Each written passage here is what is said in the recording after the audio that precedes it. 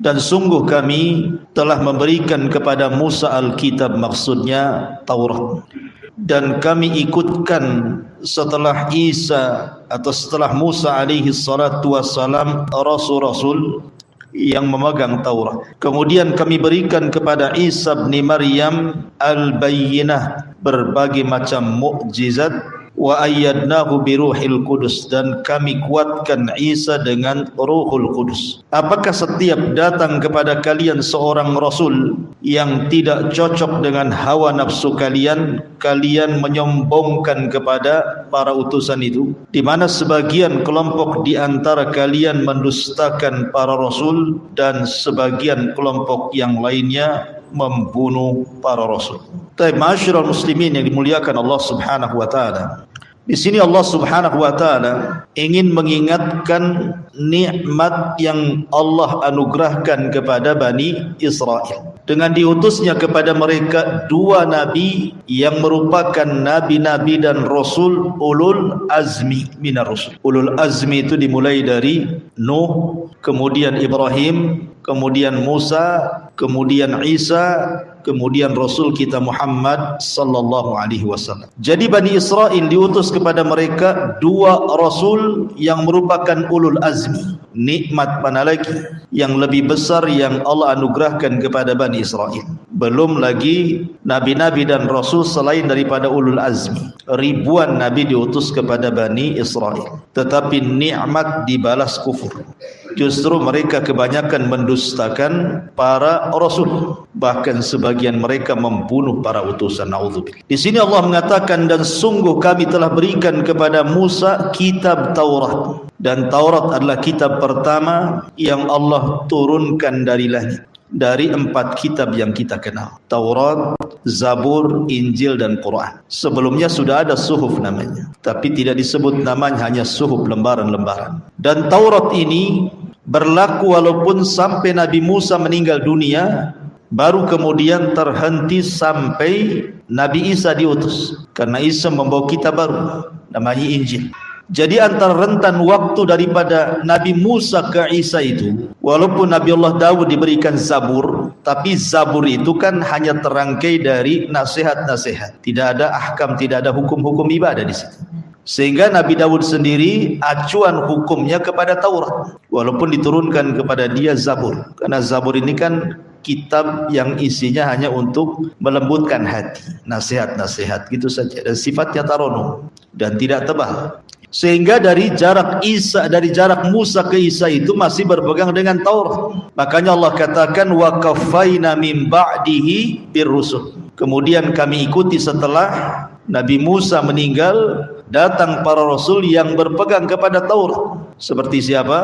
Ya seperti Nabi Daud, kemudian putranya Nabi Sulaiman, kemudian Nabi Daniel, kemudian Nabi Armia, Hazkiel, Yahya, dan begitu seterusnya. Ya, jadi nabi-nabi ini masih berpegang kepada Taurat. Lah baru setelah kemudian Allah katakan wa ataina Isa ibn Maryam, baru datang Isa. Lah Isa ini juga Allah Subhanahu wa taala anugerahkan kepadanya al-bayyinat, mukjizat-mukjizat. Tentu yang paling besar adalah kitab Injil.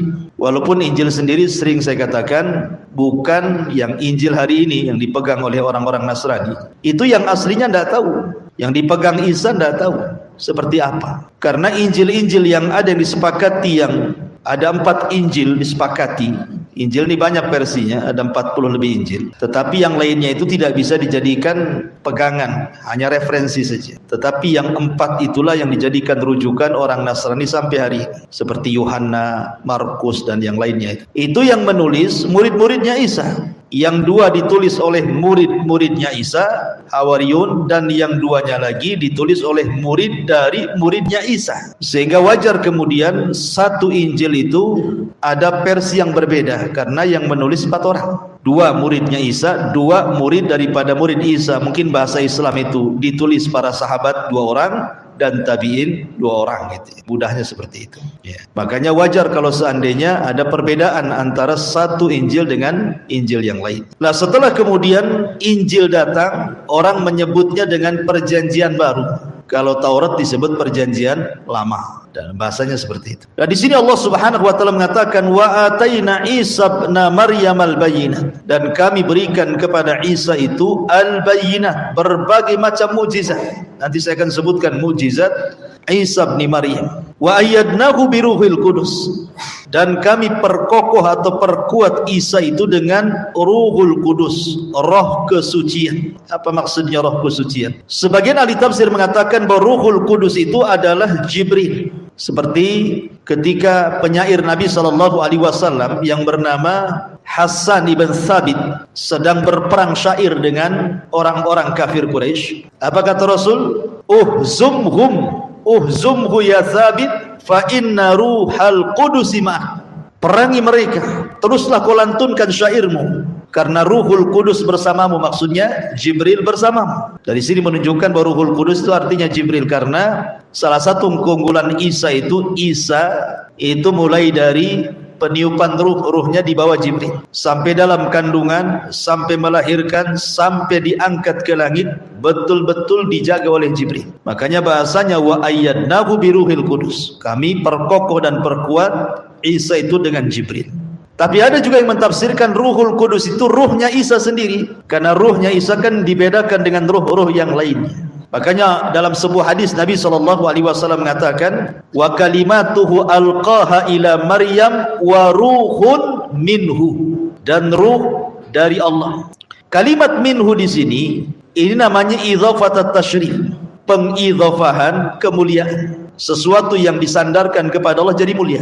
Ka'bah disebut Baitullah, makanya mulia karena disandarkan kepada Allah. Mukjizatnya Nabi Saleh unta, naqatullah, untanya Allah. Kenapa kemudian disebut unta Allah? Karena unta itu keluar dari batu, tidak tahu siapa orang tuanya. Tidak ada bapaknya, tidak ada ibunya, karena main keluar dari batu, tahu-tahu hamil usia 10 bulan. Sehingga tidak ada asal usulnya, makanya disebutkan kepada Allah, naqatullah, untanya Allah. Termasuk ruhnya Isa. Jadi ruh Isa bukan berarti ruh dari Allah berarti kemudian Isa jadi anak Allah, tidak. Maksudnya ini penisbatan tasyrif, bahwa ruh Isa itu mulia, sama dengan Baitullah, naqatullah gitu maksudnya. Lah, Ruhul Kudus itu ruhnya Isa sendiri, karena ruhnya dipisahkan dan dimuliakan oleh Allah Subhanahu wa taala. Kemudian Allah mengatakan, afa kullama ja'akum rasul, apakah setiap kali datang para utusan kepada kalian wahai Bani Israel, bima la tahwa anfusukum, di mana seruan para rasul itu tidak cocok dengan hati kalian dan hawa nafsu kalian, fa fariqan kadzabtum, tiba-tiba sebagian kalian mendustakan para rasul, wa fariqan taqtulun, dan sebagian kalian berani membunuh para rasul. Ya, karena orang-orang Yahudi terkenal membunuh para nabi. Bahkan satu hari dibunuh 70 nabi oleh orang Yahudi. Bahkan Rasul saja diupayakan untuk dibunuh sama orang Yahudi kan. Salah satunya dalam perang apa? Sebab terjadinya perang Bani Nadir. Bani Nadir itu kabilah Yahudi.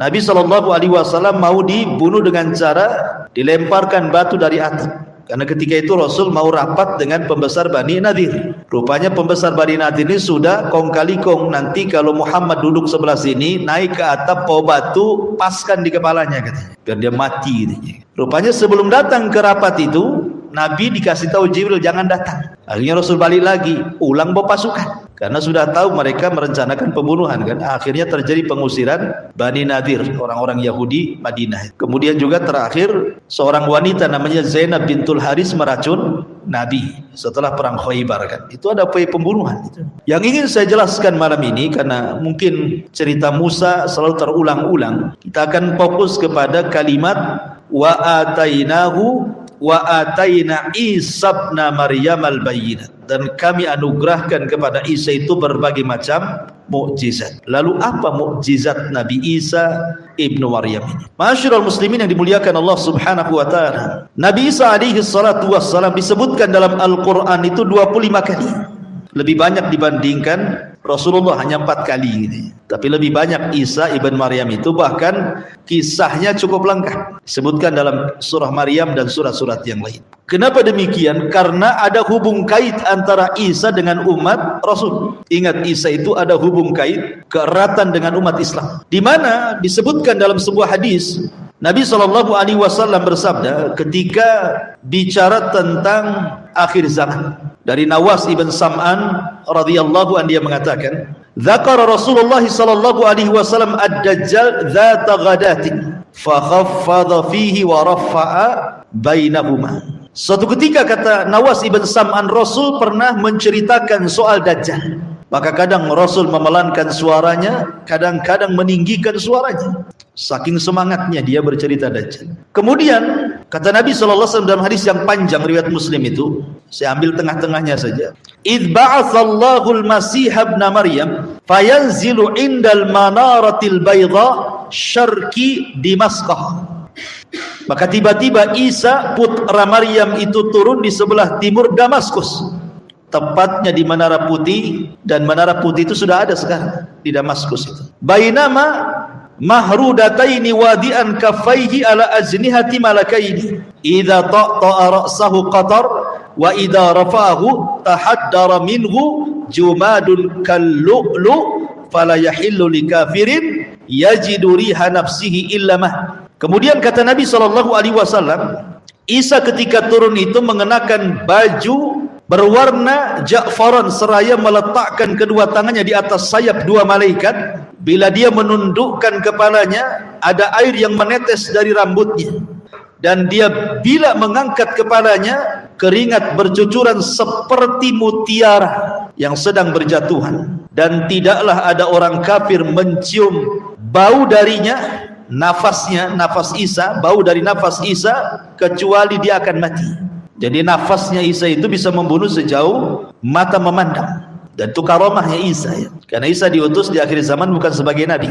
Dia sudah sempurna kenabiannya sebelum diangkat. Kemudian kata Nabi SAW, wa nafsuhu yantahi haitsu yantahi tarfuhu fayatlubuhu hatta yudrikahu bi babil luddin fayaqtuluhu.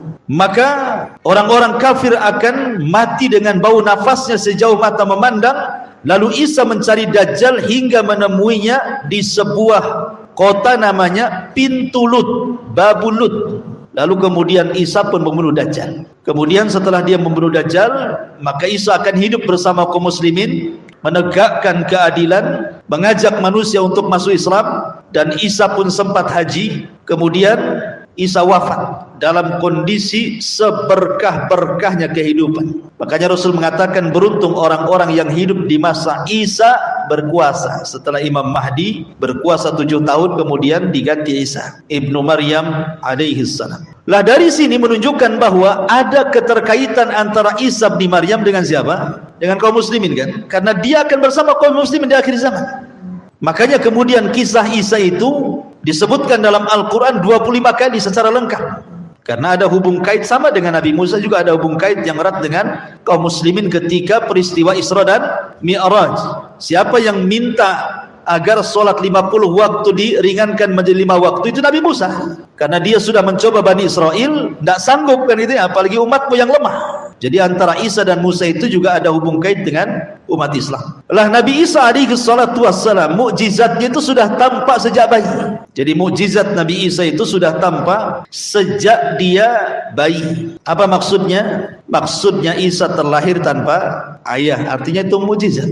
Tetapi kemudian mukjizat ini malah disalahpahami oleh orang-orang Nasrani dan dikatakan bahwa Isa itu adalah ibnullah, putra daripada Allah. Lah siapa bapaknya kalau bukan Allah katanya? Makanya Isa ibnullah katanya, anak Tuhan. Sama dengan Buddha. Dalam keyakinan Buddha itu anak Tuhan menurut mereka. Karena ibundanya Buddha itu suatu ketika masuk ke dalam hutan, kemudian 3 hari di hutan, keluar hutan sudah hamil, kemudian melahirkan Buddha. Makanya dalam keyakinan umat Buddha itu anak Tuhan juga gitu ya. Artinya yang mengklaim bahwa manusia dia anak Tuhan kan itu bukan Nasrani pertama kali, tidak. Karena Buddha yang jauh sebelumnya sudah mengklaim. Kemudian setelah Buddha orang Yahudi mengklaim bahwa Uzair itu anak Tuhan juga kan itu. Karena alasannya Uzair itu mampu menghafal Taurat, dan kalau dia makan sudah ada makanannya. Jadi kalau dia mau makan di kamarnya sudah ada, sudah jahit, sudah siap makanan. Ketika ditanya itu makanan dari mana? Kata Uzair, dari Allah katanya. Tidak mungkin yang memberi makan kecuali seorang bapak kepada anaknya. Maka sejak itu orang-orang Yahudi mengatakan Uzair itu anak Tuhan. Lah belakangan orang Nasrani sama mengatakan hal yang sama kepada Isa bin Maryam, karena terlahir tanpa seorang bapa. Makanya Allah bantah dalam Al-Quran, inna mathala Isa kamathali Adam khalaqahu min turab ila akhiril ayat. Permisalan Isa itu sama dengan Adam, sama dengan Hawa, di mana Allah sanggup menciptakan manusia tanpa ayah dan ibu, lahirlah Adam. Mampu menciptakan manusia tanpa ibu, lahirlah Hawa. Manusia lahir tanpa ayah, lahirlah Isa. Manusia ada bapak ibunya, lahirnya antum semua nih. Ya. Antum semua ada bapak ibunya. Ada pula orang pengen kayak Maryam, hamil nggak ada bapaknya. Ya kan banyak tuh hari ini tuh mau niru Maryam. Bapaknya nggak ada, embuh katanya bapaknya di mana. Kadang ada 5 bapaknya itu. Ma'asyiral muslimin yang dimuliakan Allah Azza wa Jalla, intinya bahwa mukjizat Isa sudah tampak sejak kecil. Kemudian ketika Maryam bingung nih, gimana tidak Maryam itu dianugerahkan oleh Allah ketaatan yang luar biasa, tidak pernah keluar dari mihrabnya. Ruku, sujud, zikir, Masya Allah luar biasa. Tidak ada wanita seperti Maryam. Makanya wajar Rasul mengatakan, Maryam itu satu di antara 4 terbaik wanita dunia. Setelah Asiyah bintu Muzahim, kemudian Khadijah, kemudian Fatimah. Karena dia fokus ibadah saja di mihrab itu. Ketika buang hajat rupanya dicegat oleh Jibril dalam bentuk laki-laki tampan. Fatamatsala lahu basharan sawiyya. Jibril menyerupai laki-laki yang tampan sekali. Tapi Maryam wanita suci dan mengatakan, pergi engkau kalau engkau orang yang bertakwa. Ya, kalau sekarang ada gadis ketemu cowok cakep, ya salaman lah, tukaran nomor dan begitu seterusnya, karena tidak pernah menjaga kehormatannya. Kata Maryam, pergi kamu, in kunta taqiyya, kalau kau orang yang bertakwa. Jibril mengatakan, tidak, aku Jibril diutus Allah li ahabalaki gulaman zakiyya, untuk aku berikan seorang anak yang suci di perutmu, katanya. Diletakkan ruhnya Isa di pesaknya Maryam, masuk ke dalam rahim. Kata Maryam, bagaimana mungkin, aku tidak pernah disentuh laki-laki, tiba-tiba hamil. Begitulah kuasa Allah. Akhirnya membesar. Ibunya Yahya juga lagi hamil. Ibundanya Nabi Yahya itu lagi hamil Yahya. Sementara Maryam sedang hamil Isa, sama-sama hamil.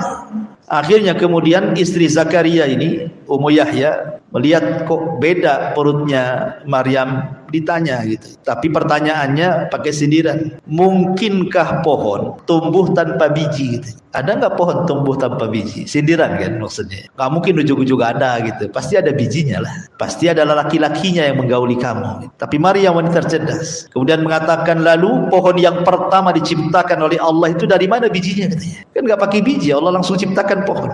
Mananya Allah berkuasa menciptakan pohon tanpa biji kan gitu. Menciptakan pohon padi tanpa biji. Karena padi yang pertama bijinya dari mana? Kan gitu. Dari situ dia paham. Kemudian untuk menghindari fitnah, Maryam pun keluar dari mihrab menuju Bethlehem atau disebut dengan Baitul Lahmi. Lahir sendirian di situ, di bawah pohon kurma, ya, di musim dingin lagi. Akhirnya setelah kemudian lahir, bingunglah Maryam ini, cemana alasan dia kepada orang-orang Bani Israel kalau ditanya, ini anak siapa? Sementara ibunya adalah orang baik-baik dan bapaknya juga orang-orang baik-baik, keluarga Imran. Keluarga Imran itu pemimpinnya Baitul Maqdis, ibundanya Maryam itu.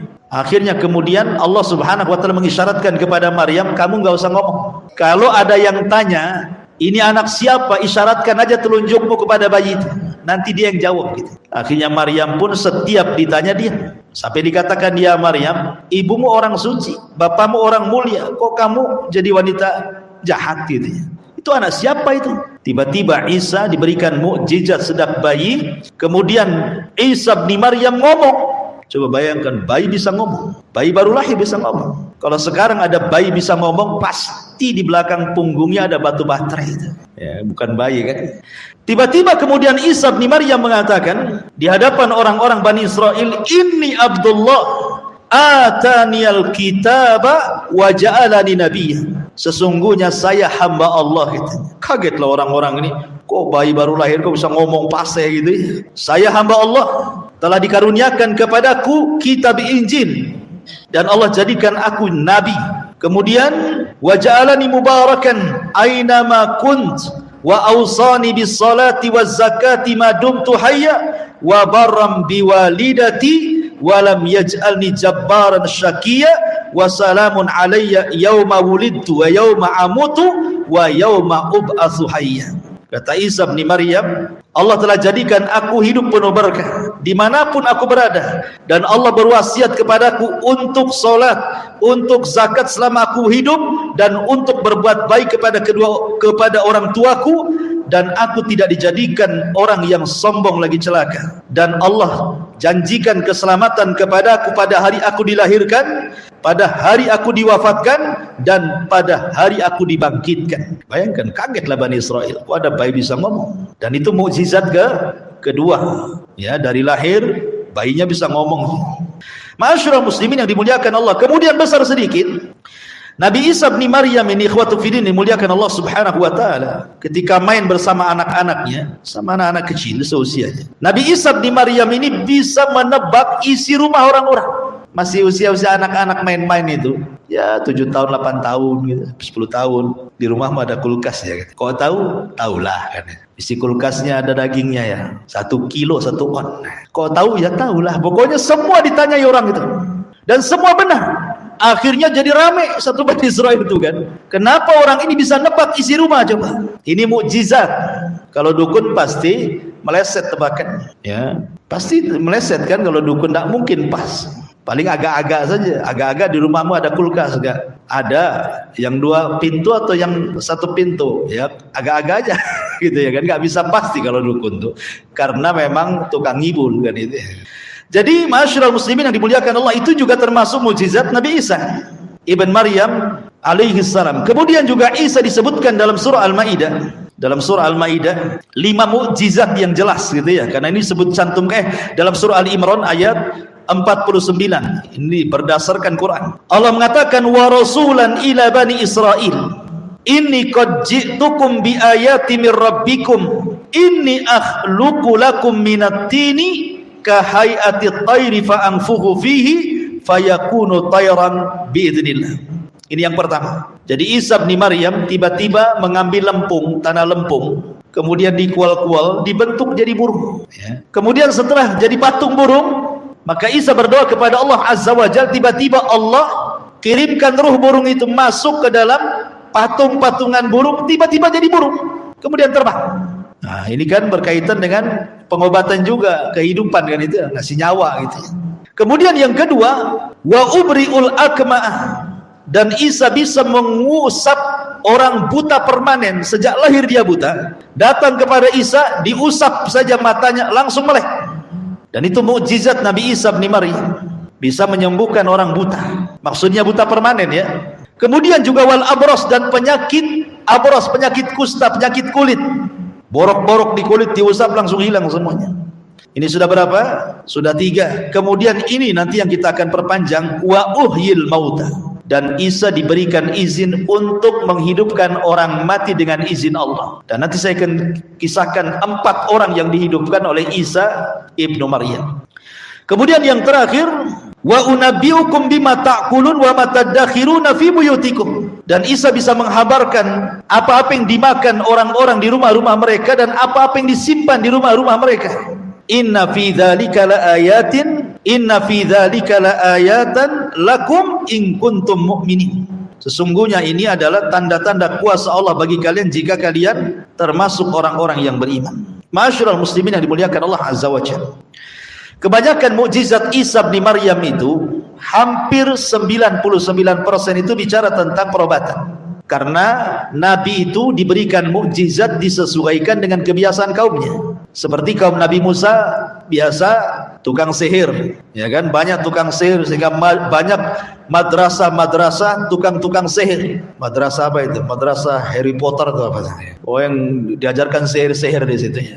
Jadi makanya kemudian mukjizat Nabi Musa itu disamakan dengan mereka kan? Tongkat jadi ular, belah lautan, mentung batu keluar air gitu kan. Itu kan nampak macam sihir tapi bukan sihir, itu mukjizat. Tetapi kalau di zaman Nabi Isa ini kan dunia perobatan, dunia herbal itu lagi berkembang, sehingga banyak ditemukan obat-obatan untuk mengobati penyakit yang dulu dianggap penyakit luar biasa, akhirnya ditemukan obatnya jadi penyakit biasa. Sehingga banyak para tabib-tabib gitu ya, Makanya mukjizat Nabi Isa, karena kesombongan mereka mampu mengobati banyak penyakit, Allah Subhanahu wa taala anugerahkan kepada Isa hampir semua mukjizatnya berkenaan dengan perobatan. Karena untuk melihat kebiasaan kaumnya dan memudahkan mereka untuk melihat mukjizat yang mirip dengan mereka. Tetapi mukjizat bukan seperti mereka. Mereka bisa menyembuhkan penyakit, tapi Isa bisa menghidupkan orang mati lagi. Gimana caranya? Saya kira Nabi Isa saja yang bisa menghidupkan orang mati. Rupanya akhir-akhir ini lagi viral. Di mana tuh? Di Cirebon atau di mana tuh? Ada dukun bisa menghidupkan orang mati katanya, dengan menggabungkan 4 elemen. Elemen jin, malaikat, kejawen, dewa-dewa katanya. Jadinya dirujak jadi satu, bisa menghidupkan orang mati. Coba. Bisa dia manggil malaikat juga. Siapa namanya? Lupa saya. Tengok di YouTube lah. Sama yang baru-baru ini perempuan pula dia, pakai ilmu kejawen katanya, bisa menghidupkan orang mati. Ya, Pak Ustaz tahu lah. Yang viral-viral tahu lah. Ma'asyiral muslimin yang dimuliakan Allah Azza wa Jalla. Jadi Isa bin Maryam ini dikenal mujizatnya adalah wa uhyil mauta, menghidupkan orang mati. Abdullah ibn Abbas radhiyallahu anhuma menyebutkan 4 riwayat orang-orang yang pernah dihidupkan oleh Isa dengan izin Allah. Tapi tentu ini riwayat-riwayat Israiliyat ya, tapi masyhur gitu ya. Pertama kisah Azir namanya. Al-Azir itu kawannya Nabi Isa.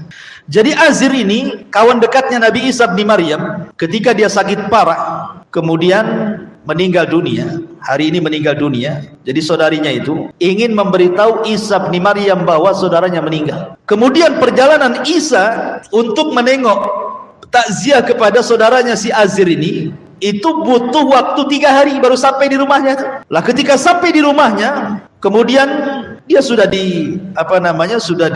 dikubur kan, sudah 3 hari matinya kan, sudah dikubur kan. Maka Isa kemudian datang ke kuburannya, kemudian berdoa kepada Allah Subhanahu wa taala dengan meminta Ismul Azam, dengan nama-nama Allah yang agung. Tiba-tiba belah kuburannya itu. Tiba-tiba muncul kawannya Azir itu. Dan itu disaksikan oleh Bani Israel. Dan dia sempat hidup dan punya anak. Kemudian juga suatu ketika Isa lewat, ada kemudian jenazah yang sedang lewat, seorang anak satu-satunya dari wanita tua. Wanita tua ini sangat kehilangan anak itu, karena anak itu yang ngurus masalahnya. Hasan, teruskan aja sedikit ya. Jadi kemudian anak ini meninggal dunia, maka Isa lewat tuh. Akhirnya kemudian Isa bin Maryam mendoakan anak ini hidup lagi, dan ibunya senang dan sampai besar dan punya anak juga. Kasus yang ketiga, si Azir ini yang tadi dihidupkan tadi, punya anak, mati anaknya. Kemudian dia minta kepada Isa untuk dihidupkan. Akhirnya Isa pun dihidupkan.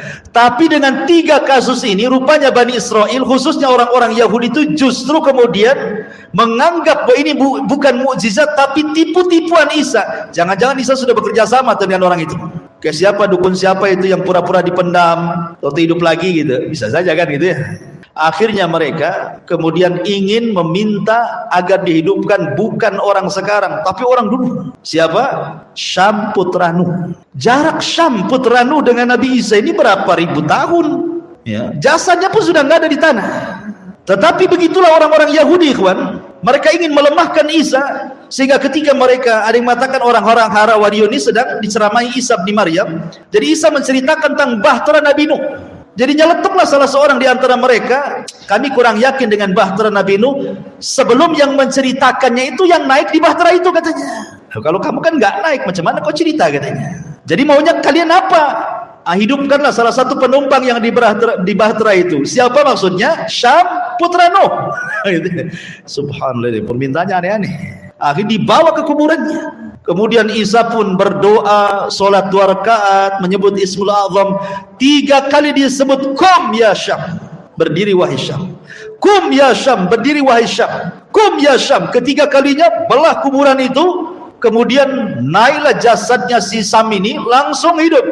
Untuk memastikan bahwa dia Syam, Nabi Isa bertanya, Masmuk siapa kamu? Saya Syam ibn Nuh. Kemudian rambutnya sudah putih. Yang tadinya ketika meninggal masih hitam, putih. Kenapa?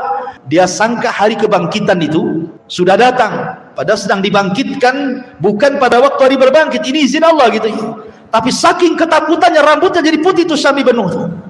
Sehingga akhirnya kemudian ditanya oleh Hawariyun tentang bahtera Nabi Nuh. Ya, Syam menjelaskan. Kemudian Isa memilih apakah kau ingin tetap hidup ataukah ingin mati lagi. Dia bilang saya ingin mati lagi, tapi syaratnya ketika aku mati jangan rasakan sakaratul maut, karena sakitnya luar biasa sakaratul maut.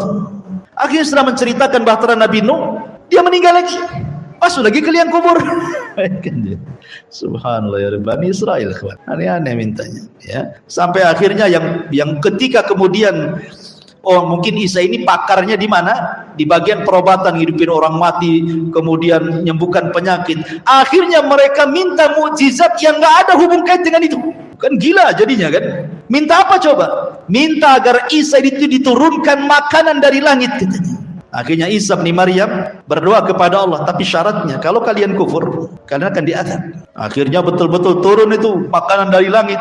Ya. Maka Hawariyun yang meminta itu ketakutan mendekat. Akhirnya dekat karena makanan enak, ya orang-orang miskin lah dari mana-mana datang makan di situ. Subhanallah, siapapun yang sakit makan dari makanan itu langsung sembuh. Yang stroke bisa jalan, yang asam urat sembuh, yang darah tinggi sembuh, semua sembuh.